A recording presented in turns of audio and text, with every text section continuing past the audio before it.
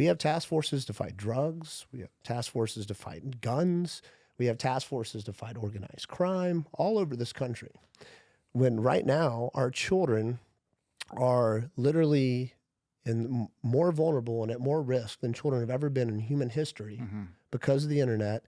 And we are in and headed towards who knows where the ceiling for this is, the largest public health crisis in human history because of trafficking and especially child exploitation. And we don't have a task force, nothing dictated by the government to fight it. $40 billion a year is spent by the federal government to fight the war on drugs. $40 billion. I could buy a dime bag probably in this neighborhood, probably at a neighbor's house if I wanted to, right? Let's be honest. Drugs are everywhere. Yep. Not only are they everywhere, they're legal in some places and part of a culture that they're never going to stop, right? $40 billion is still spent to fight that. We have an entire government agency established to fight it. Yet drugs are everywhere and more people are dying from fentanyl than the Vietnam War. We have drug epidemics at epic proportions right now compared to where they've been.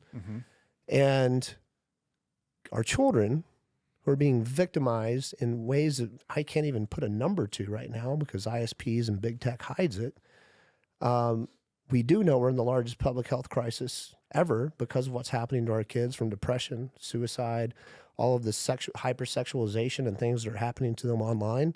And, our government spends $200 million federal a year to fight this. And big tech spends more money than that to lobby against fighting it. So right? big tech is lobbying against fighting human trafficking? Well, child exploitation the most, or self-disclosing. Because think about this. If you're Mark Zuckerberg and own Facebook, or, whatever Chinese asshole owns TikTok, and then you've got Snapchat, and Roblox, and all these video games and a ton of platforms that children are on, encouraged to be on, and to use, where do you think the predators are? They're on there, right? And if you're one of those service providers and a child is victimized on your service and you did nothing, you were complicit in it, you're part of that lawsuit. The amount of child exploitation that happens on all of these platforms, all these games, and social media and everything else that's out there would literally crumble tech. The lawsuits would devour them if it was made public what's happening and they were allowed to be, culpable, in these lawsuits, the restitution for these families. So they spend millions of dollars to protect your privacy, right? To protect your data. Well, what they're really doing is making sure they don't get sued into non-existence, but most importantly now, data is worth more than oil. Yeah.